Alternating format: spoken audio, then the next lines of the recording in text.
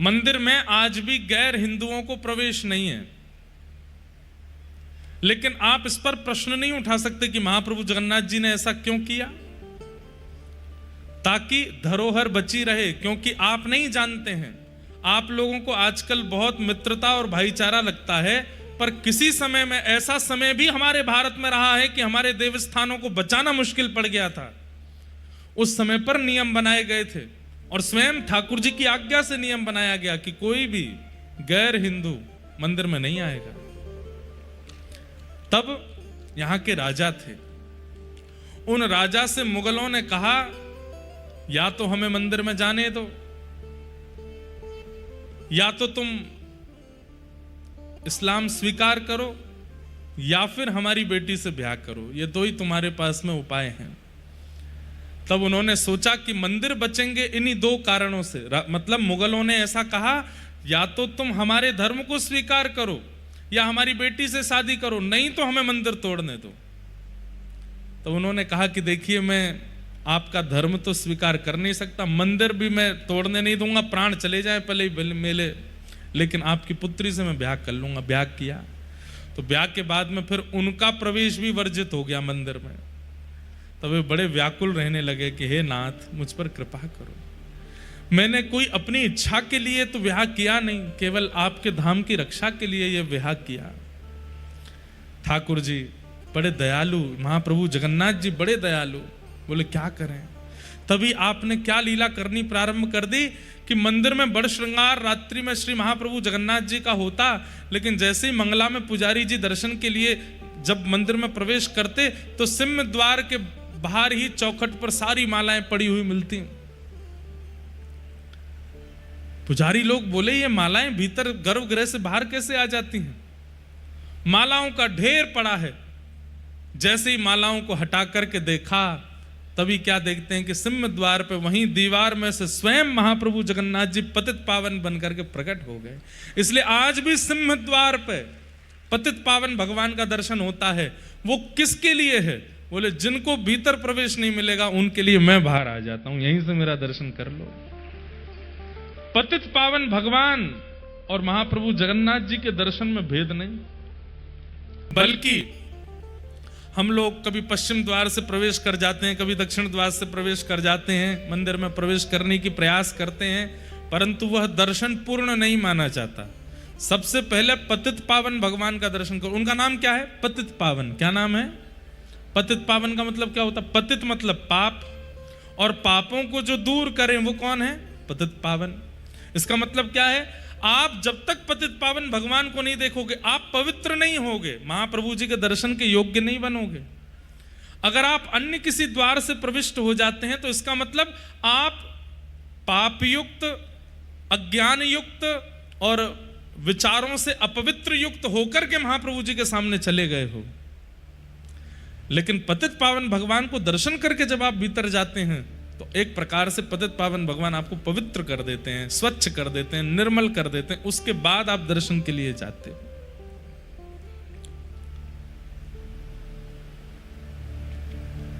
ऐसे पतित पावन भगवान कितने कृपा करके ठाकुर जी प्रकट हो गए। और रसखान कालीन भक्तों के लिए, ताज बेगम कालीन भक्तों के लिए कई ऐसे भक्त हुए, ताज खां जैसे भक्तों के लिए, सालबेग जैसे भक्तों के लिए महाप्रभु जगन्नाथ ही पतित पावन बनकर के प्रकट हो गए। ऐसा अगर मैं कह दूं तो कोई अतिशयोक्ति नहीं, मेरी बात को अन्यथा मत लीजिएगा। भीतर वाले जगन्नाथ जी ने फिर भी गिने चुनों पर कृपा की है, पर पतित पावन भगवान ने तो सब पर कृपा की है। सालबेग भी इन्हीं के ही दास हैं, रसखान भी इन्हीं के ही दास हैं, और सदना कसाई, सदन कसाई, वो भी पतित पावन भगवान की कृपा से प्रकट हुए। उन पर कृपा भी पतित पावन भगवान ने की।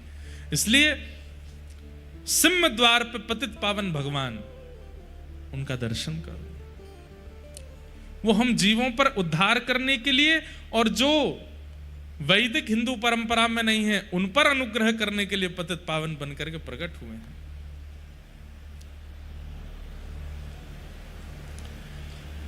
भगवान ने गिरिराज लीला की, इंद्र के ऊपर कृपा की। तत्पश्चात महाप्रभु हमारे बार बार यहाँ पे ठाकुर जी गोविंद कृष्ण गोपाल निकलते ही नहीं, महाप्रभु जगन्नाथ ही निकलते हैं हर लीलाओं में। ठाकुर जी ने गिरिराज लीला के बाद में फिर गायों का उद्धार किया, गायों की सेवा की, तो गायों ने भगवान को एक नाम प्रदान किया, गोविंद। भगवान का नाम गोविंद पड़ा। एकादशी व्रत की महिमा बताई गई और तत्पश्चात रास पंचाध्याय का प्रारंभ हुआ। रास पंचाध्याय देखो, वैसे तो रास पूर्णिमा, शरद पूर्णिमा को रास होता है, परंतु भारत के कई प्रांतों में आज से ही रास का क्रम प्रारंभ हो जाता। नवरात्रियों में रास गरबा करते हैं, कथा में भी आज ही रास आया है। आज ही नवरात्रि के प्रथम दिन ही रास का प्रसंग आया है। भगवान पिता रात्रि शरदोत्फुल्ल मल्लिका विक्षरन्तुं मनश्चक्रे योग मायामुपाश्रिता।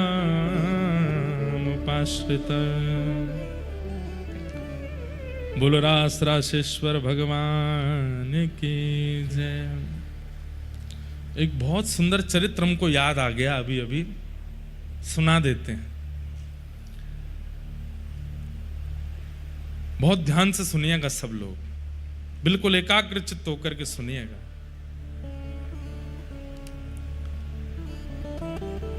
जैसे रास में गोपियों की महत्वता है, ठाकुर जी की महत्वता है, श्री किशोरी जी की महत्वता है, पर ठाकुर जी, किशोरी जी और गोपियों से भी अधिक महत्व किसका है?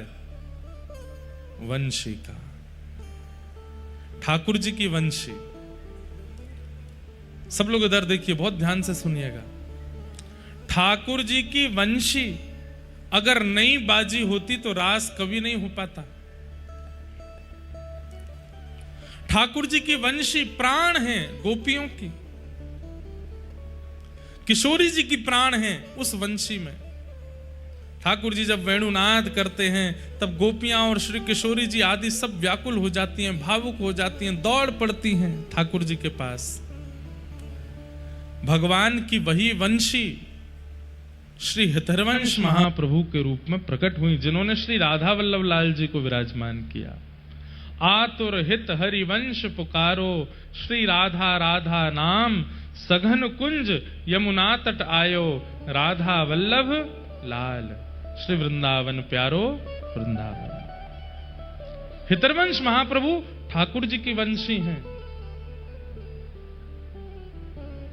ऐसे ही वृंदावन में यमुना तट पर ठाकुर जी ने वंशी बजाई और किशोरी जी और सब गोपियां चली आईं। ऐसे ही एक बार श्री गोवर्धन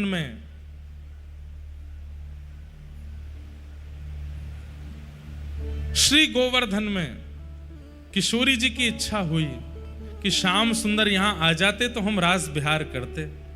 कैसे बुलाएं? श्याम सुंदर तो बहुत दूर हैं, श्याम सुंदर को कैसे बुलवाया जाए? और कोई गोपी जाकर के ठाकुर जी को आमंत्रण देकर के आएगी तो अब तक तो बहुत समय लग जाएगा। तब एक गोपी ने युक्ति बताई, अरे श्यामाजू, जैसे ठाकुर जी वंशीनाद करके हम सबन को बुलावे, आज आपकी बड़ी इच्छा है रही है रास विहार करवे की। आप एक काम करो, जैसे ठाकुर जी वंशी बुला के हमें बुलावे, आप भी वंशी बजा करके ठाकुर जी को बुलाओ। तब किशोरी जी ने अधर पर वेणु धारण की और वंशी धारण करके जैसे ही वेणुनाद किया किशोरी जी ने, दूर वन में यमुना पल्ली पार गैया चरा रहे श्याम सुंदर, उनके कानों में जैसी वंशी धुनी गई है, वो धुन नहीं थी, उसमें शब्द थे, हे श्याम सुंदर, हम समस्त गोपांगनाओं के साथ श्री राधा रानी आपकी प्रतीक्षा कर रही हैं, जल्दी पधारो। ठाकुर जी तुरंत गए, मधुमंगल सीधा माते कही, जल्दी मेरी गैया संभालो, मैं जा रहा हूं। बोले कहां जा रहा हो लाला? बोले अरे श्यामा जी बुला रही है। पहली बार किशोरी जी ने वंशीनाद करके ठाकुर जी को बुलाया और दौड़ते भागते उछलते कूदते श्याम सुंदर दौड़ करके श्री गोवर्धन आए और श्री गिरिराज जी में आकर के ठाकुर जी ने किशोरी जी के साथ रास विहार किया। बंधुओं, अभी हमारी रेवासा में कथा थी, परम पूजनीय श्री मलुक पीठ वाले पूज्य महाराज जी की सन्निधि में। आज पूज्य महाराज जी के कृपा पात्र भी पधारे हैं। पूज्य महाराज जी का यहाँ स्थान भी है श्री जगन्नाथपुरी में। तो महाराज जी ने हमको एक लीला सुनाई। बोले कि रामावतार में श्री सीता जी वंशी बजाती हैं और श्री राम जी वीणा बजाते हैं। सियाजू वंशी बजाती हैं, राम जी वीणा बजाते हैं, और उन दोनों की एक लीला दोनों को बहुत भाती है। तब किशोरी जी से राघव जी कहते हैं कि आप वंशी इतनी मधुर बजाते हैं, हमें सिखा दो। तो किशोरी जी मतलब जानकी जी राम जी को वंशी सिखाती हैं और राम जी सीता जी को वीणा सिखाते हैं। इसी के भाव से श्री द्वापर युग में ठाकुर जी वंशी बजाते हैं और श्री राधा रानी वीणा बजाती हैं। क्यों? बोले राधा रानी वीणा क्यों बजाती हैं? बोले राम जी ने सिखाया वीणा बजाना। और ठाकुर जी वंशी क्यों बजाते हैं? बोले सीता जी ने सिखाई है वंशी बजानी। गुरु ठाकुर जी की किशोरी जी हैं। ठाकुर जी के नेत्र सजल हो गए, ऐसी मधुर वेणु बजा रही हैं श्री किशोरी जी अपने अधर पर धारण करके। अब उसका पद भी है, पर अब मैं ढूंढने बैठूंगा तो समय निकल जाएगा। एक पद है, किशोरी जी कैसी वंशी बजाती हैं। ठाकुर जी इतने रीझ गए किशोरी जी की वंशी पर। ठाकुर जी बोले, हे श्यामाजू, ये इतनी मधुर वंशी आपने बजाई है, ये वंशी मुझको प्रदान कर दो। किशोरी जी बोली, जैसी आपकी वंशी मोते नाय बजेगी, ऐसी मेरी वंशी आपते नाय बजेगी। आपकी वंशी मेरी अनन्य है और मेरी वंशी आपकी अनन्य है, इसलिए आप या वंशी को मत मांगो। तो फिर वही जैसे ठाकुर जी की वंशी हितरवंश महाप्रभु के रूप में प्रकट हुई, ऐसे ही किशोरी जी की अधर की वंशी वंशी अली सखी के रूप में प्रकट हुए कलिकाल में। आज उनकी जन्म तिथि है। आज श्री वंशी अली जी किशोरी जी के वंशी के अवतार हैं। ये पूरे विश्व को किसने बताया? महाप्रभु जगन्नाथ जी ने। महाप्रभु जगन्नाथ जी ने उनका परिचय दिया कि विश्व में ये जो आचार्य चरण हुए हैं, हितरवंश महाप्रभु का परिचय श्री राधा वल्लभ जी से हुआ। गोपाल भट्ट गोस्वामी जी का परिचय श्री राधा रमण जी से हुआ। श्री रूप सनातन गोस्वामी जी का परिचय मदन मोहन जी और गोविंद देव जी ने दिया। श्री मधु पंडित जी का परिचय गोपीनाथ जी ने किया। श्री हरिराम व्यास जी का परिचय जुगल किशोर जी ने दिया। स्वामी श्री हरिदास जी का परिचय श्री कुंज बिहारी लाल जी ने किया। ठीक वैसे ही वंशी अली जी का पूरे विश्व को परिचय महाप्रभु जगन्नाथ जी ने दिया। कैसे? वंशी अली जी का जन्म हुआ आज ही के दिन। और एक और बात बताएं, ये ऐसे आचार्य हैं, आज ही इनकी जन्म तिथि भी है और आज ही इनकी प्रस्थान तिथि भी है। ये अपने जन्मोत्सव वाले दिन ही प्रस्थान कर गए थे। किशोरी जी के परम भागवत भक्त, और दिल्ली में इनका जन्म हुआ था। आपके पूज्य पिताजी महाराज श्री प्रद्युम्न मिश्र जी, और प्रद्युम्न मिश्र जी आपके पिताजी थे। कृष्णावती जी आपकी मैया, जिनके यहां पर वंशी अली जी जन्म हुआ। जन्म लेते ही आपने नेत्र नहीं खोले, दुग्धपान नहीं किया, कोई भी मुख से शब्द नहीं कहा। 3 दिन तक आप बिल्कुल अचेत अवस्था में पड़े रहे। लेकिन आपके पिताजी वृंदावन के ही थे, इस नाते से ब्रजवासियों का आना जाना दिल्ली में लगा रहता था। सन 1700 कुछ में आपका जन्म हुआ था। आज से सन 1700 कुछ में। अब कितने वर्ष हो गए होंगे? लगभग 300 के कुछ वर्ष हो गए होंगे। तो वंशी अली जी के यहां पर ब्रजवासियों का आना जाना रहता था। तो ब्रजवासियों ने आकर के देखा तो यहां पर पिताजी महाराज जो आपके थे प्रद्युम्न मिश्र जी, वो बिल्कुल प्रसन्न मुद्रा में नहीं थे। तो ब्रजवासियों ने कही, आपके गल लाला भयो, आप खुश क्यों नहीं हो? बोले, लाला तो भयो, लेकिन जब से जन्म भयो है ना कछु बोले, ना कछु गावे, ना कछु कहवे, ना कछु पीवे, कोई चेष्टा ही नहीं करे। तो ब्रजवासियों ने कही, लाओ लाला को हमको दो। तो ब्रजवासियों पर तो एक ही मंत्र है, गोद में लेकर के बालक को सिर पे हाथ धर के फेरन लगे, तो लाला लाला राधे राधे, लाला राधे राधे, लाला राधे राधे। जैसे ही ब्रजवासियों ने राधे राधे कहा और राधा शब्द जैसे ही वंशी अली जी के कान में प्रविष्ट हुआ, तुरंत आपने अपने नेत्र खोल लिए, मंद मंद मुस्काने लगे, हाथ पांव को चेष्टा करनी प्रारंभ कर दी। तुरंत आपकी मैया ने आकर के जैसे ही पयोधर का पान कराया तो आपने दुग्ध पान भी कर लिया। राधा नाम सुने बिना आंख भी नहीं खोली वंशी अली जी ने। लेकिन अब भी लोग इनको पहचान नहीं पा रहे थे कि ये कौन है। आपके माता पिता ने तो ये सोचा कि जैसे बालकों को कोई ना कोई नाम या कोई ना कोई लीला से प्रसन्न किया जाता है, हमारे बालक को राधा नाम प्रिय है। वंशी अली जी की अभी आदत बन गई, सोते रहते, मैया उठा रही है, लाला उठ जा, लाला जग जा, तो को 15 घंटा है गए, कब तक सोते रहेगो। तब पिताजी आके कहते, बोले राधा राधा बोलो, राधा राधा, बोले लाला राधे राधे, लाला राधे, सोई उठ करके बैठ जाते। और दो भावना, एक तो स्वयं राधा नाम सुनने के आदि, दूसरा कम से कम इस बहाने से माता पिता भी तो राधा राधा बोलेंगे। ऐसे वंशी अली जी। अब भी इनके माता पिता इनको नहीं पहचान पाए। बालकों के पास जाते तो कोई बालक इनसे बात करता, ये उत्तर नहीं देते। तब इनके घर के आसपास रहने वाले बालकों ने कहा, बोले ये एक ही बात से बात करते हैं। बोले क्या? बोले बात के प्रारंभ में भी राधा बोलो, विश्राम में भी राधा बोलो, तो ही बात करेंगे। तो कोई भी बालक इनसे बात करने जाता, बोलते राधे राधे, तुमने भोजन किया? हाँ मैंने भोजन पाए लियो। और बिना राधा बोले कोई बात भी करता तो बात ही नहीं करते थे वंशी अली जी। आपका स्थान जयपुर में भी है वंशी अली जी का। आप विद्वान ब्राह्मण में जन्मे, ब्राह्मण कुल में जन्मे, तो पिता ने पढ़ा लिखा करके विद्वान बनाया। गुरु जी की भी यही शामत कि संस्कृत के सूत्रों को भी याद कराना पड़ता तो पहले राधा राधा बोलना पड़ता था, तभी सूत्र याद करते थे। प्रकांड विद्वान बन गए वंशी अली जी। एक बार आप जयपुर के राजा के यहां आपके पिताजी की कथा हुई, तो पिताजी महाराज कथा करने गए तो वंशी अली जी साथ में गए। 10 वर्ष की आयु थी आपकी। हम ये बात पूरी कथा इसलिए सुना रहे हैं क्योंकि इनका परिचय कोई पहचान ही नहीं पाया जब तक जगन्नाथ जी ने नहीं बताया। कैसे बताया वो सुनिएगा। तो एक बार वंशी अली जी अपने पिताजी के साथ जगन्नाथ जयपुर गए, तो जयपुर में इनके पिताजी ने कथा सुनाई।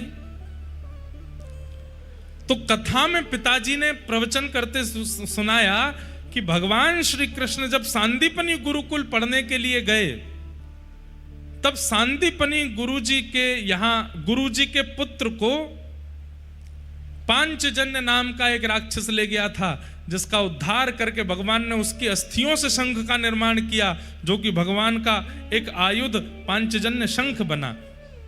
ये प्रवचन कर रहे थे, तभी राजा ने प्रश्न कर लिया। बोले भगवान एक बात बताओ, आप बता रहे हैं कि भगवान 12 वर्ष की अवस्था में गुरु जी के यहाँ पढ़ने गए, वहां पर पांचजन्य दैत्य का उद्धार करके तब उसकी अस्थियों से पांचजन्य शंख बनाया, तो फिर आपने अभी परसों की कथा में कहा था कि भगवान देवकी के गर्भ से जन्मे और जन्म लेते ही शंख चक्र गदा पद्म उनके हाथ में थी, तो जन्म के समय पे जो शंख हाथ में था वो कौन सा था? बड़े बड़े विद्वान वहां पर बैठे थे। राजा का प्रश्न इतना कठिन था कि इसका उत्तर देना बड़ा मुश्किल। बोले आपके अनुसार 12 वर्ष की अवस्था में भगवान गुरुकुल गए और वहां जाकर के फिर गुरुदेव के पुत्र की रक्षा के लिए पांचजन्य को मार के शंख बनाया, तो फिर 12 वर्ष पहले जब जन्म लिया था ठाकुर जी ने, तो तमद्भुतम बालकम अम्बुजक्षणम चतुर्भुजम शंख गदायुधायुधम, कंस के कारागृह में जन्म के समय शंख कहां से आया ठाकुर जी के हाथ में, और उसका नाम भी पांचजन्य कैसे हो गया? तब प्रद्युम्न मिश्र जी, आपने अपने पुत्र वंशी अली जी की ओर देखा। बोले वंशी, तब आपका नाम वंशीधर था, वंशी अली नहीं था, वंशीधर।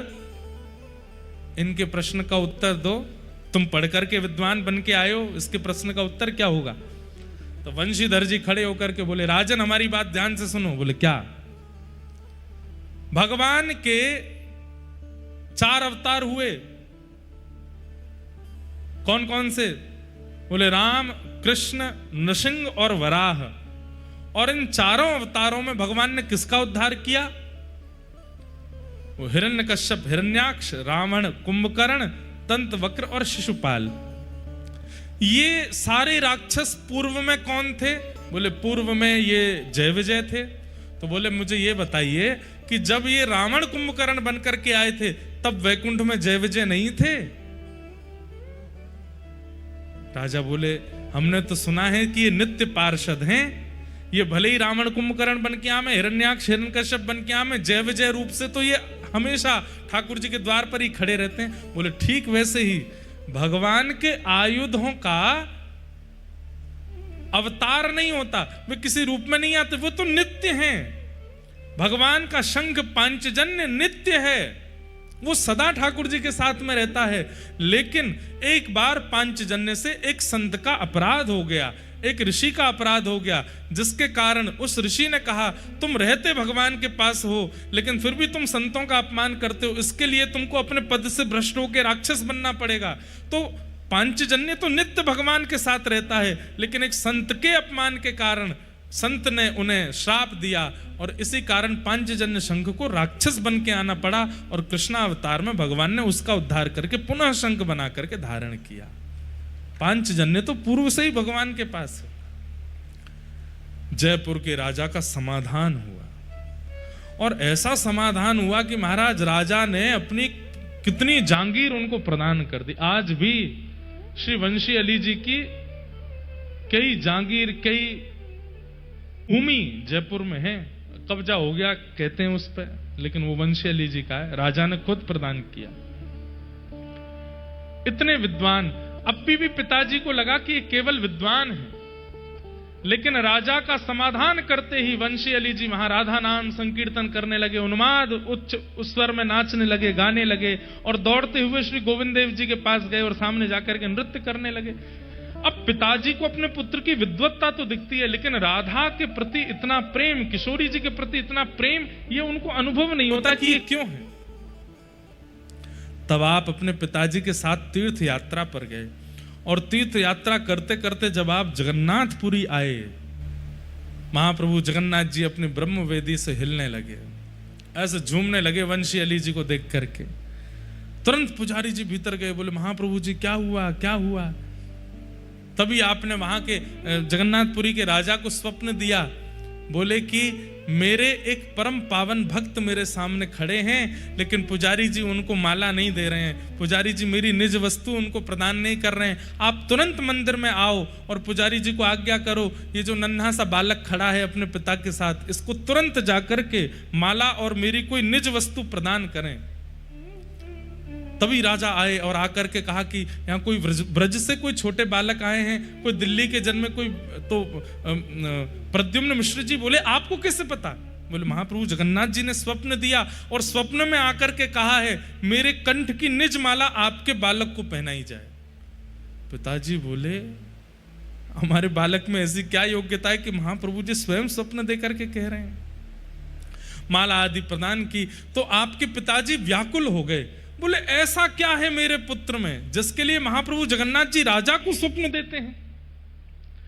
तब प्रद्युम्न मिश्र जी बार बार राजा से कहने लगे, बोले आपसे तो जगन्नाथ जी बात करते हैं ना? बोले हाँ, आप उनसे पूछिए ना मेरे बालक में ऐसी क्या विशेषता है जिसके लिए महाप्रभु जी आपको स्वप्न देते हैं।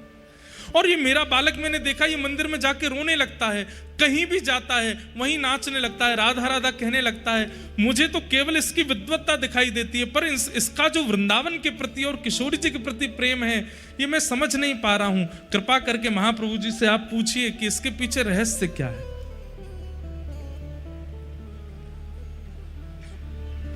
तब राजा ने महाप्रभु जी से पूछा कि हे महाप्रभु जी, जिस बालक को आपने आज माला प्रदान करने की आज्ञा की वो बालक इतना श्रेष्ठ क्यों है, कृपा करके हमें बताओ। तब महाप्रभु जगन्नाथ जी राजा को स्वप्न देकर के कहते हैं, जिस प्रकार मेरे अधर की वंशी हितरिवंश महाप्रभु के रूप में प्रकट होकर राधा वल्लभ लाल जी को विराजमान करते हैं, ऐसे ही मेरी प्राण पिया किशोरी जी की वंशी ही उस बालक के रूप में वंशीधर बन करके आई है। ये किशोरी जी की वंशी है। ये बात पूरे विश्व को किसने बताई? जगन्नाथ महाप्रभु ने। श्री जगन्नाथ जी ने राजा से जाकर के कहा, आप उनके पिताजी को बता दीजिए, वो उस अपने पुत्र के रूप को जानते नहीं है। उसका नाम वंशीधर रखा गया है, वास्तव में वंशी ही है, पर मेरे अधर की नहीं, किशोरी जी के अधर की वंशी। यहां के उस समय के राजा गजपति महाराज ने प्रद्युम्न मिश्र जी से जाकर के कहा, धन्य है आपके पुत्र को प्रणाम। बोले कि क्या है, सब क्यों प्रणाम करते हैं मेरे पुत्र को? बोले महाप्रभु जगन्नाथ जी ने आज्ञा करके बताया है कि किशोरी जी की अधर की वंशी ही आपके पुत्र के रूप में प्रकट हुई है।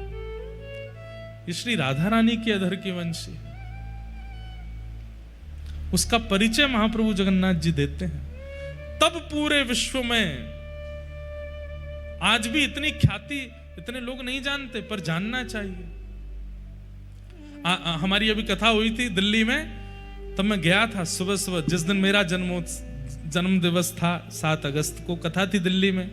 तो हर बार जन्मदिन पे हम या तो राधा रमन जी वृंदावन परिक्रमा, यमुना जी स्नान, तटीय स्थान में पद गायन, ये करता हूं मैं सुबह सुबह। इस बार नहीं हो पा रहा था तो फिर मैं वहीं गया दर्शन करने। वंशी अली जी के घर पे ही श्री लाडली जी विराजमान है, चांदनी चौक दिल्ली में। उनका दर्शन करने के लिए गया। उन वंशी अली जी का परिचय पूरे विश्व को महाप्रभु जगन्नाथ जी प्रदान करते हैं। धीरे धीरे उसी के बाद ख्याति हुई है उनकी कि ये किशोरी जी की अधर की वंशी जो इस रूप में प्रकट हुई। ऐसे महाप्रभु जगन्नाथ जी जो अपने आचार्यों का उजागर करते हैं, अपने आचार्यों के स्वरूप को प्रकट करते हैं, ऐसे महाप्रभु जी को प्रणाम। तो आज इसलिए विशेषता है, आज इसलिए ये भाव, मुझे सुबह ही हमारे एक मित्र का संदेश आया, बोले आप जगन्नाथपुरी में हैं और आज उन्हीं की तिथि है जिनका परिचय पूरे विश्व को महाप्रभु जगन्नाथ जी ने कराया। दिल्ली में प्रकट हुए श्री वंशी अली जी महाराज, उनका प्रचार, उनके रूप का प्रमाण पूरे विश्व को जगन्नाथ महाप्रभु ने प्रदान किया। ऐसे वंशी अली जी को हम बारंबार प्रणाम करते हैं, बारंबार वंदन करते हैं। उनका एक बहुत सुंदर पद है,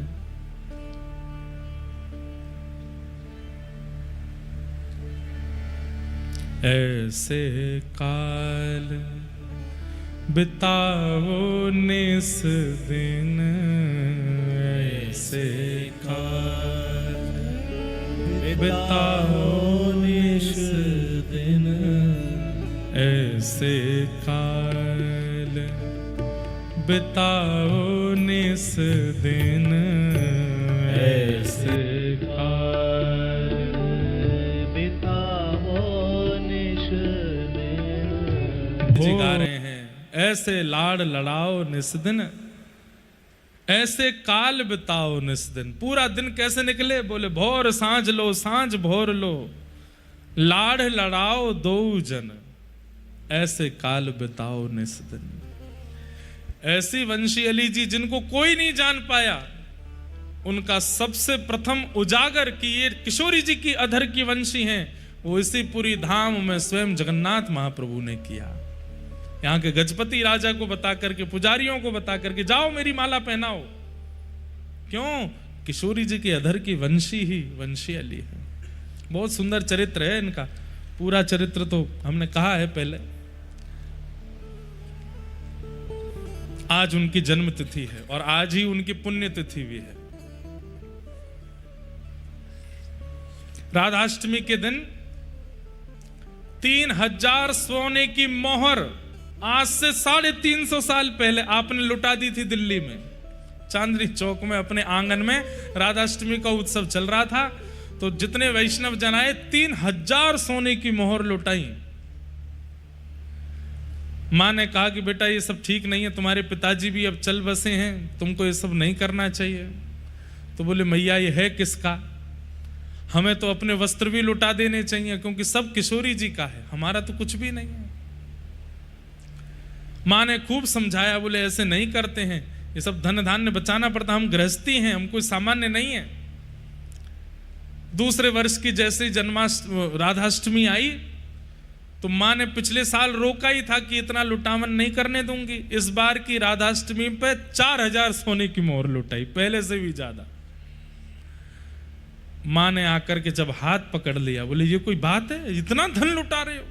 अरे तुम हमारे पास कहां से आ रहा है? तुम्हारे पिताजी यजमानी करते, तुम तो कुछ करते भी नहीं हो, और ये जितना पिता ने कमा के इकट्ठा किया सब लुटा रहे हो। पंचेली जी बोले मैया, पिता की इकट्ठा करते नहीं, पिताजी ने भी श्री किशोरी जी के नाम पर, पिताजी ने भी इन वेद कथा आदियों के नाम पर धन कमाया है। वास्तव में ये हमारा नहीं है, इन सब शास्त्रों का धन है ये। बोले क्योंकि अब तू यहां पड़ा है ना, इस घर में है, पिता की संपत्ति है, इसलिए लुटा रहा है। इतना लुटाने का शौक है तो एकांत में रह करके लुटा के दिखा दुनिया को, तब मानू। उसी समय आप घर छोड़ करके चले गए। राधाष्टमी के दिन ही किशोरी जी के भाव में एक बार मूर्छित हो गए थे, तब किशोरी जी ने कृपा करके कहा कि तुम्हारे आंगन में ही एक वृक्ष है, उसके नीचे मेरा स्वरूप है, विराजमान करो। वहां से लाकर के श्री किशोरी जी को विराजमान किया। और माँ की एक दिन फटकार डांट सुनकर के घर छोड़ के फिर वृंदावन चले गए।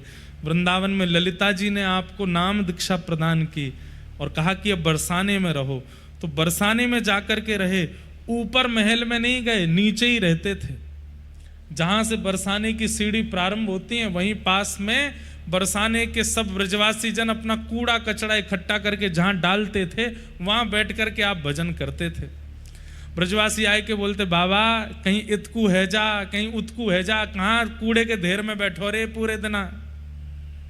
तो वंशीली जी कहते अरे याते पावन पवित्र जगह कहाँ होएगी, जारज को ब्रह्मादि के तरसत, जारज को ब्रह्मादि के तरसत, सोरज शीश चढ़ाऊं, किशोरी तेरे चरणन की रज पाऊं।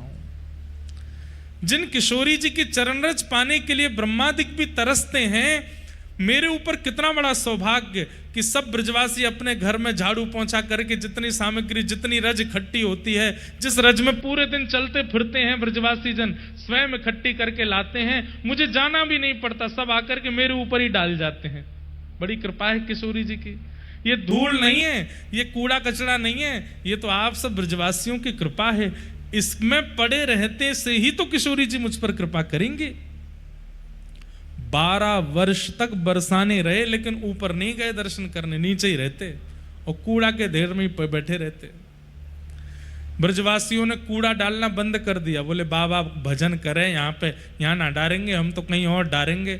तो 2-4 दिन वंशी अली जी ने देखा कि आजकल ब्रजवासी कूड़ा नहीं डालते, तो देखा कि कहीं और डालते, तो वंशी अली जी रोए और ब्रजवासियों के घर घर जाकर के अपने पल्लू पसार के भिक्षा मांगे। बोले कि कृपा करो, ऐसे मुझ पर ये मत करो, आप कहीं और नहीं डालेंगे, आप सबको सौगंध है मेरी, जहां मैं बैठता हूं वहीं डालो। सब ब्रजवासी कहते बाबा तू बड़ो पागल है, बोराए गयो बाबा, विचित्र है गो, तेरी मति घूम गई है, हम बता कूड़े में रहे। बोले अरे आप नहीं जानोगे, या कूड़ा थी मेरो कल्याण हुए। 12 वर्ष बाद एक दिन मधुर स्वर सुनाई दिया, अरे वंशी इतने दिना है गए तू मोते नाय मिलेगी। और ये स्वर सुनते ही आपका रोम रोम पुलकित हो गया, नेत्रों से अश्रु प्रवाह होने लगा। कौन है, कहां है ये स्वर, कहां ते आयो, इतनो मधुर स्वर और कोई ना बोल सके। वचनम मधुरम, ये वचन मधुर किसके हैं? श्री कृष्ण के हैं। मधुराधिपते अखिलम मधुरम, अधरम मधुरम, वदनम मधुरम, हसितम मधुरम, चलितम मधुरम। श्रीमद् वल्लभाचार्य जी महाराज कहते हैं ये मधुराधिपति हैं, इनके किसी भी अंग को देख करके आप ये नहीं कह सकते ये अंग मधुर नहीं है ठाकुर जी का, सब मधुर है। ऐसे मधुराधिपति जिनकी मधुरता पर सब मोहित हो जाते हैं, वो मधुराधिपति जिन पर मोहित होते हैं, वो श्री किशोरी जी जब बोलेंगी तो सोचो कितना सुंदर स्वर होगा। जब किशोरी जी ने कहा अरे वंशी तू मेरे पास ना आवेगी, कब ते यहां नीचे बैठी है, मेरे पास आ जा। ये स्वर सुनते ही वंशी अली जी 12 वर्ष तक क्यों नहीं गए थे ऊपर? बोले जब तक किशोरी जी स्वयं नहीं बुलाएंगी तब तक नहीं जाऊंगा। आज किशोरी जी ने जैसे ही पुकार करी, अरे वंशी आजा, 12 वर्ष बाद दौड़ करके गए ऊपर और श्री लाडली जी के मंदिर में बरसाने में प्रविष्ट हो गए। पुजारी जी सेवा कर रहे थे, आपने सेवा करते करते देखा, अरे ये बाबा पागल हो गया है, दौड़ करके ये नीचे कूड़ा के ढेर में बैठो रे, वही है, आज तक तो कभी मंदिर आयो नहीं, आज दौड़ तो भयो आ रहा, और इतनी वेग गति से नेत्रों से अश्रु प्रवाह हो रहा है, दौड़ते हुए श्री लाडली जी के गर्भगृह में प्रवेश करना चाहते थे। पुजारी जी ने रोकने का प्रयास किया, अरे रुक जा, अपरस भंग है जाएगा, यहाँ पास में मत आइयो बाबा, अंदर मत आइयो। लेकिन वो तो इतने वेग से दौड़ते हुए आ रहे थे। कहते हैं पुजारी जी ने खड़ाऊं पहन रखी थी अपरस की, वही खड़ाऊं लेकर के जोर से मारी, उनके सिर पर जाकर के खड़ाऊं पड़ी, लेकिन फिर भी नहीं रुके, दौड़ करके मंदिर में प्रवेश करने लगे गर्भगृह में। पुजारी जी ने मंदिर से बाहर आकर के धक्का दे करके उनको गिराया, चढ़ गए उनके ऊपर, बोले मेरो अपरस टूट जाए, किशोरी जी के गर्भगृह की मर्यादा नहीं तोड़न दूंगा। आप उनके ऊपर चढ़ गए कि भीतर नहीं जाने दूंगा। तभी वंशी अली जी का देह तो नीचे रह गया, उनमें से एक सखी रूप में वंशी अली प्रकट हो गई और श्री गर्भगृह में प्रविष्ट हो गई। पुजारी जी समझ गए ये सामान्य नहीं है, ये तो किशोरी जी की वंशी। किशोरी जी ने आज्ञा करके बताया। ऐसे श्री वंशी अली जी जगन्नाथ महाप्रभु को सब लोग केवल बाह्य रूप से जानते हैं। अंतरंग रूप से अगर श्री जगन्नाथ जी को जानना हो तो श्री वृंदावन जाइए और किसी ब्रजवासी से पूछिएगा, जो रसिक ब्रजवासी हो, जगन्नाथ जी का परिचय बुरा नहीं मानिएगा, जगन्नाथपुरी में नहीं मिलेगा, जगन्नाथ जी का परिचय तो वृंदावन में ही मिलेगा। ब्रजवासी बताएंगे जो कौन है। ऐसी वंशी अली जी का उजागर महाप्रभु जगन्नाथ जी ने किया। आज उनकी तिथि है, हम उन्हें प्रणाम करते हैं। तो रास का प्रसंग चल रहा था, भगवान की वंशी के विषय में हम लोग श्रवण कर रहे थे, तभी मन में भाव आयो किशोरी जी की वंशी के बारे में तो बता दें। भगवान ने वेणुनाद करके सब गोपियों को एकत्रित किया और सबके साथ यमुना पुलिन पर रास विहार किया। रास का मतलब नृत्य नहीं होता, मैं हर कथा में कहता हूं। रास का मतलब नाचना नहीं होता, तो रास का मतलब आपके प्रिय भाव पर ठाकुर जी रीझ करके आप पर अनुग्रह कर दें, वही रास है। आप ठाकुर जी के समीप जाते हैं, ये रास है, ये रस है, पर ठाकुर जी आपके समीप आ जाते हैं, ये रास है। श्री माधवदास जी के ऊपर जगन्नाथपुरी में जगन्नाथ महाप्रभु ने रास किया। क्यों? माधवदास जी को अतिसार का रोग हो गया, कुछ भी खाते हैं रुकता ही नहीं, सब निकल जाता है। अब तो स्थिति ये हो गई कि बिस्तर पे पड़े पड़े मलमूत्र का परित्याग करने लगे। तब महाप्रभु जगन्नाथ जी उन पर कृपा करने के लिए सेवा करने घर पहुंच गए। इसी को रास कहते हैं। स्वयं अंजलि में जल भर के लावें और माधवदास जी के कपड़े पोंछें, हाथ से सब साफ करें। तो माधवदास जी बोले, जय जय, आप कोई सामान्य बालक तो नहीं हो, आप जरूर महाप्रभु जगन्नाथ हो। जगन्नाथ जी बोले, हम मैं ही हूं। आप मेरी सेवा क्यों कर रहे हैं? बोले, तुमको रोग हो गया है इसलिए सेवा कर रहे हैं। ये ठाकुर जी इतनी कृपा करके जब सहजता प्रकट कर देते हैं, इसी को रास कहते हैं। माधवदास के ऊपर रास हुआ है जगन्नाथपुरी में, बलराम दास के ऊपर रास हुआ है, श्रीमन चैतन्य महाप्रभु के साथ रास हुआ है, श्री जगन्नाथ दास के ऊपर रास हुआ है। ये सब वो लोग हैं जिनके ऊपर रास, सालबेग के साथ रास हुआ है जगन्नाथपुरी में, सदन कसाई के साथ रास हुआ है जगन्नाथपुरी में। भगवान का भक्त के प्रति जो अनुग्रह है, उस अनुग्रह को ही रास कहते हैं। नृत्य का मतलब रास नहीं होता। गोपियों पर जो श्री कृष्ण का अनुग्रह है, उस अनुग्रह को ही रास कहा जाता है। हम सब अभी लाइन में खड़े हैं, हम रस प्रस्तुत कर रहे हैं, हम रस का आस्वादन कर रहे हैं, अभी तक रास नहीं हुआ। हम करते हैं, ठाकुर जी हमारे साथ नहीं कर रहे। पर एक बात बोलूं, थोड़ा मोड़ा रास तो सबके साथ होता है, पर हमको पता नहीं चलता। महाप्रभु जगन्नाथ जी जितना रास तो कोई नहीं करता। 2-3 रास की आपको पद्धति बता दूं।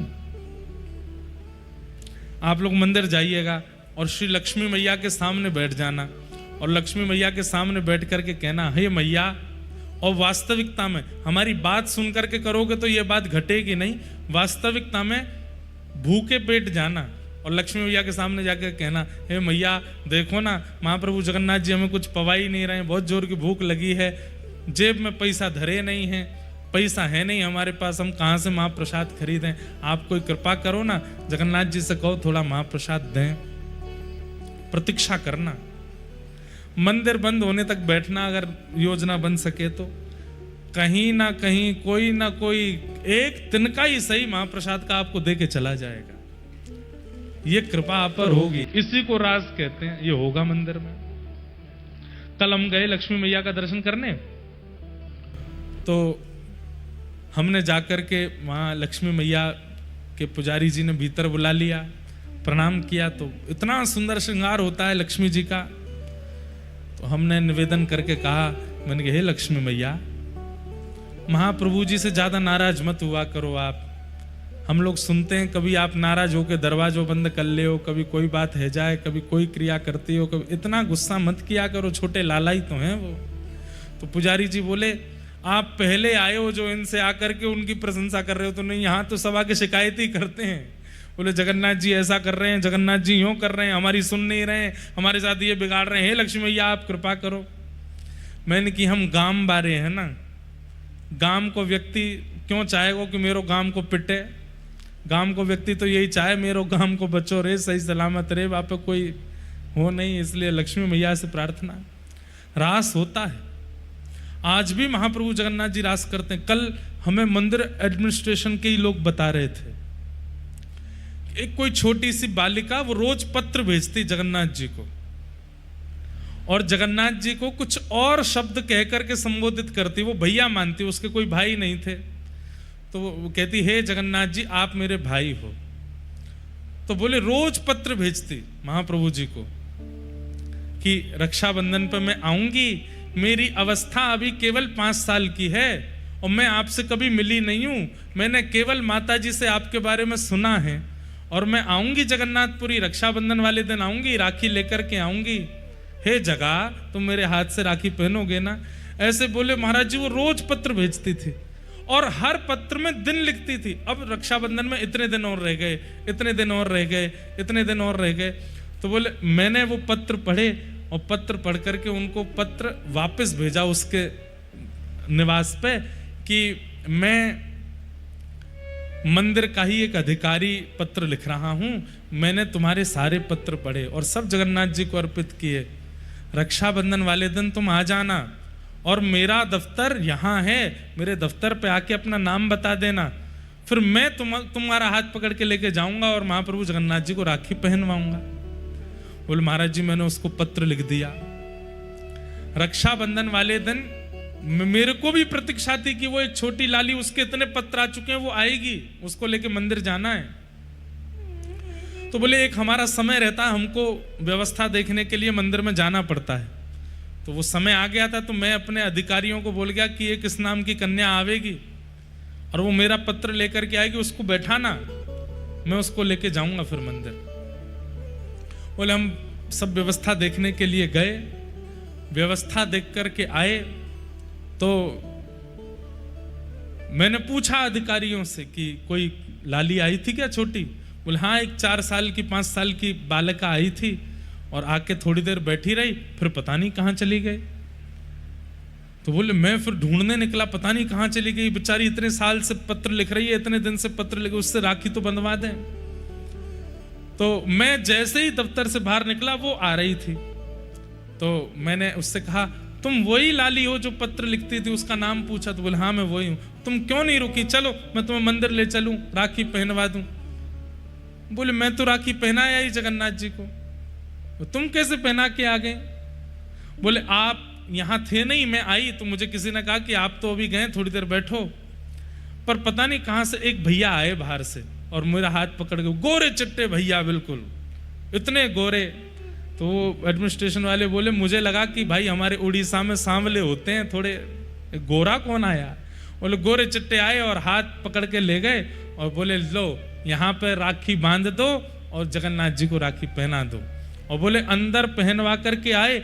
महाराज जी आश्चर्य की बात ये थी कि मेरे मंदिर से निकलते और मेरे लौटने तक इतनी देर कपाट बंद थे, महाप्रभु जी के जगन्नाथ जी के दर्शन हो ही नहीं रहे थे, फिर वो राखी कैसे पहना के आई भीतर। मैंने उससे पूछा कि तुमने राखी पहनाई, जगन्नाथ जी को देखा? बोले हाँ। मैंने कहा मुझे दिखाओ कहाँ बांध के आई हो? तो बोले भीतर लेके गई और द्वार के पास ही एक स्थान पर जहां पे बंध बनाया जाता, भीतर लोग ना जाएं, वहां राखी पहना करके आई। कपाट बंद थे, वो भीतर कैसे गई? बोले गोरे गोरे भैया लेके गए। तो फिर मन में भाव आया कि श्री बलभद्र जी आए और आकर के लाली को लेके गए, बोले जगन्नाथ जी को राखी पहना दो। आज भी एक नहीं अनेक लीलाएं मैंने सुनी हैं, आज भी महाप्रभु जगन्नाथ जी करते हैं। लेकिन कोई अगर चतुराई करके जाएगा कि मेरे को रास का अनुभव हो, तो नहीं होगा। कोई सहज स्वभाव, कोई सहज प्रभाव, कोई सहज ही कोई लीला अंदर मंदिर में घट जाए और वो व्यक्ति कुछ अनुभव करने लगे। उसके मेरे साथ हुआ था कुछ दिन पहले, मैं बताया ना, एकादशी के दिन स्कंद पुराण में लिखा है पेट भर जाए उसके बाद भी महाप्रसाद थोड़ा ज्यादा पाना चाहिए, आकंठ पाना चाहिए। तो उस दिन महाप्रसाद हमने पाया, तो एक भैया आए हुए थे, उन्होंने कहा कि महाराज जी जितना पालेंगे उसके बाद मैं ही पालूंगा। तो मेरा मन तो था पूरा पाने का, लेकिन मैंने कहा अब इनको भी पाना है इसी में, तो मैंने थोड़ा छोड़ दिया। पेट मेरा भरा नहीं था पूरा। उसके बाद हम महाप्रभु जी के दर्शन करने गए। जैसे सामने जाके बैठे, मैंने प्रणाम करके ऊपर किया, पुजारी जी अपने आप ही भात लेके आए, सीधे मेरे मुंह में ही डाल दियो, ले पा। तो जितना रह गया था उतना पवा दिया। यही तो रास है। जहां आप विचार नहीं कर सकते वो क्रिया महाप्रभु जी आपके साथ करें, इसी को रास कहते हैं। रास का मतलब नृत्य नहीं होता। रास का मतलब आपकी प्रिय भाव से प्रसन्न होकर महाप्रभु आप पर अनुग्रह कर दें, उसी को रास कहते हैं। और वो रास आज सब गोप। अच्छा, आप कहेंगे रास क्यों नहीं होता, हमारे साथ रास क्यों नहीं होता?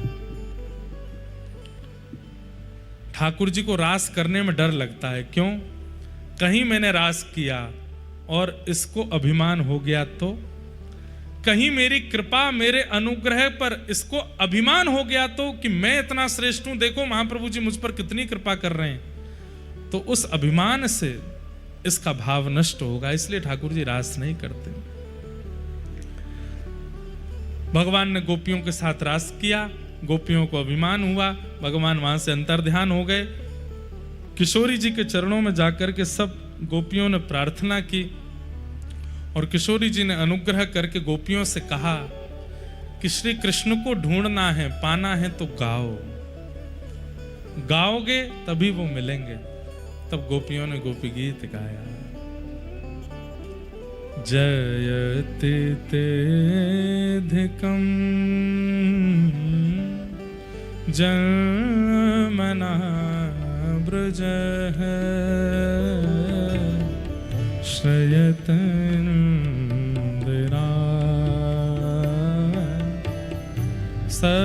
सस्वदत्र हे। एक बात मैं कहूं, आज गोपी गीत पूरा गाएंगे। और मैंने कुछ दिन पहले एक कथा में एक बात कही थी, देवी आराधन किया था गोपियों ने और उसी देवी आराधना के प्रभाव से श्री कृष्ण प्राप्त हुए। इसीलिए रास पंचाध्याय के प्रथम श्लोक में श्री शुकाचार्य जी कहते हैं, भगवान पिता रात्रि शरदोत्फुल्ल मल्लिका विक्षरंतुम मनश्चक्रे योग मायाम उपाश्रित। योग माया के आश्रय में आकर के शरद पूर्णिमा के दिन ठाकुर जी ने रास विहार किया। ये कौन सी नवरात्रि है? कौन सी नवरात्रि है? ये शारदीय नवरात्रि है। आज प्रथम दिन प्रारंभ है। संसार की भौतिक वस्तु मांगने वालों को जो करते हैं वो करने दीजिए। हम वैष्णवों की नवरात्रि तो यही है कि हम देवी की उपासना गोपियों के भाव से करेंगे और नित्य गोपी गीत गा करके करेंगे। हे जगदम्बा पराम्बा, आप प्रसन्न होकर के श्री कृष्ण से हमें मिलाओ। आज जाइएगा मंदिर और मंदिर में जाकर के श्री बिमला देवी जी के सामने गोपी गीत का पाठ कीजिएगा। वही कृपा करके महाप्रभु जगन्नाथ जी का हाथ पकड़ाएंगे। और उससे पहले आज कथा में गा लीजिए। जयति तेदिकं जन्मना व्रजः शयतन्दिरा सस्वद। जिनको याद है वो मेरे साथ गाओ, और जिनको याद नहीं है वो अपने फोन में खोल करके गाइए। आज तो गाना ही पड़ेगा, ये नवरात्रि प्रारंभ है।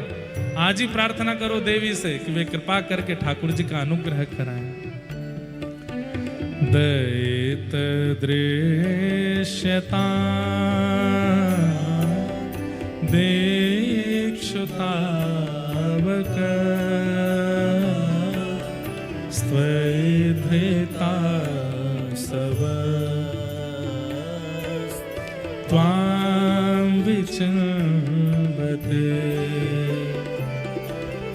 शरदुदासे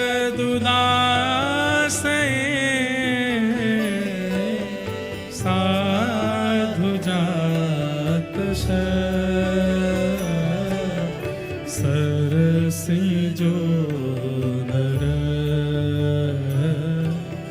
श्रीमुषादृश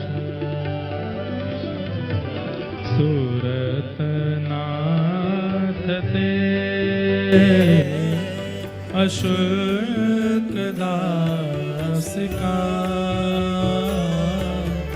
वरदने तो नेह किं वद विष जलाप्यया व्याल राक्षसा वर्षमारुता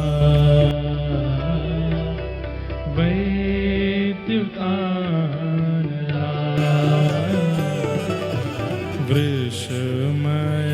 वृषमयात्मजा विश्वतो भया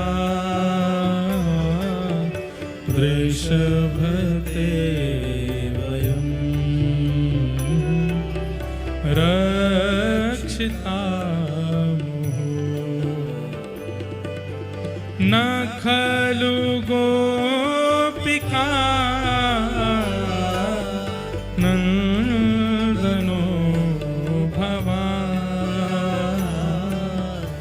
अखिल देना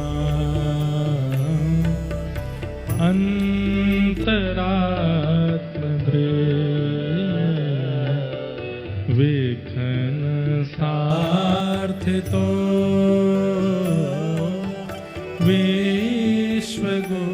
विश्वगुप्तये सखयोदेया सात्वतां कुले वीरचिता भयं वृष्णिधूर्यते चरणमीशा शंसते भया करसरोरुहं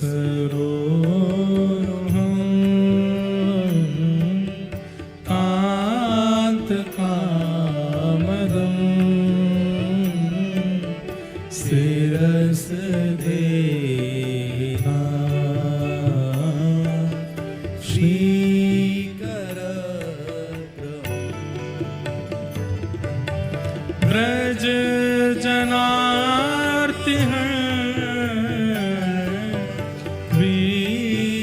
वीरयोषिता निज जन स्मय ध्वंसन स्मित भज सखे भव किं करिष्मनो जलरुहाननं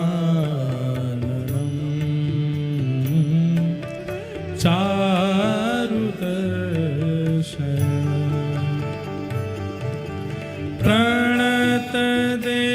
प्रणतदेहिनां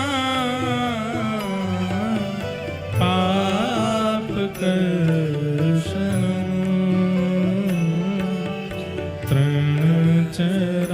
तृणचराङ्गं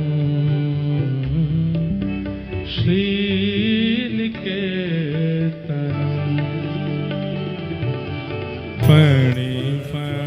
फणिफणार्पितं ते पदाम्बुजं कर्णुकुचेषु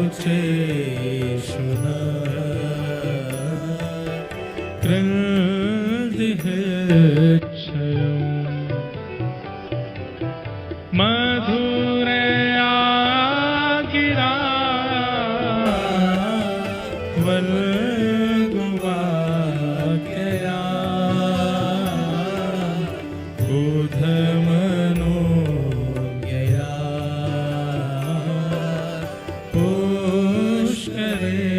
पुष्करेक्षणं विधिकरे रमा वीरमुयति रधरसि धुना प्यायश्वनः तब कथामृतं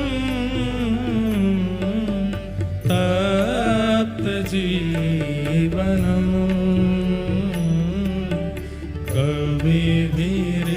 कविभिरीडितं कल्मषापहं श्रवणमङ्गलं श्रीमदाततं भुवि गृह्णन्ति ते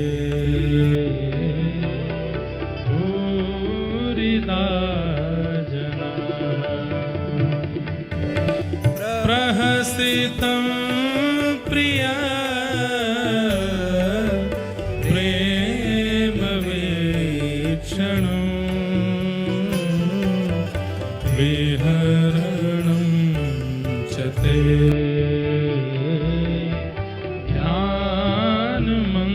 ध्यानमङ्गलम् रहस्य संवेदो या हृदय स्पृशः कुहकनो मनः शोभयन्ति चलसि यद्व्रजा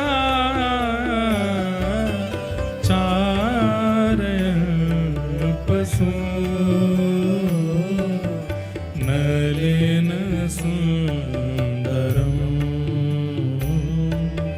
नाथ ते पदम शीलतृणाङ्कुरै शीदति तिनः कलिलता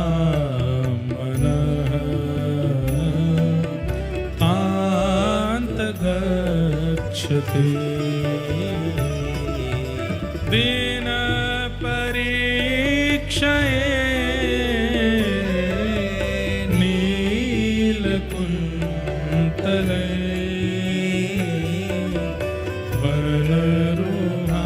वनरुहाननं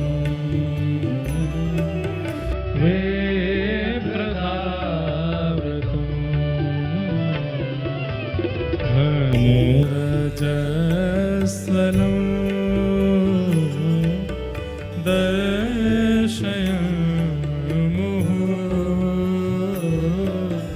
मनसि न स्मरम् वीरयक्षसे प्रणतकामदं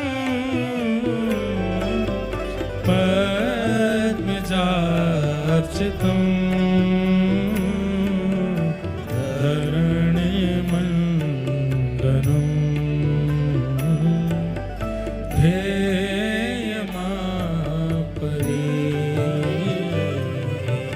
चरण पंकजं शंसमं च ते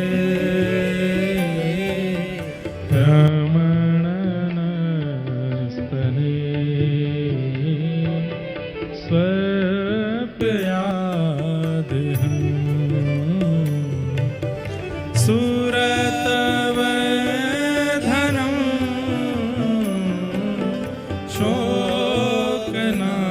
शोकनाशनं सरितवेणुना शोष्ठचुम्बितम् इतरागवे स्मारणं नृणां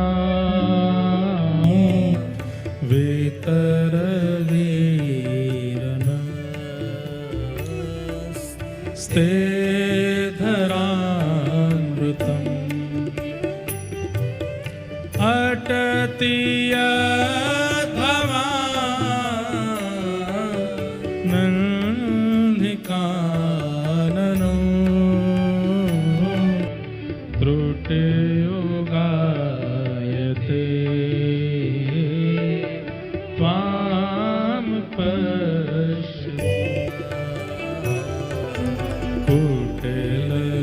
कुटिलकुन्तलं श्रीमुखं च ते जडोदीक्षिता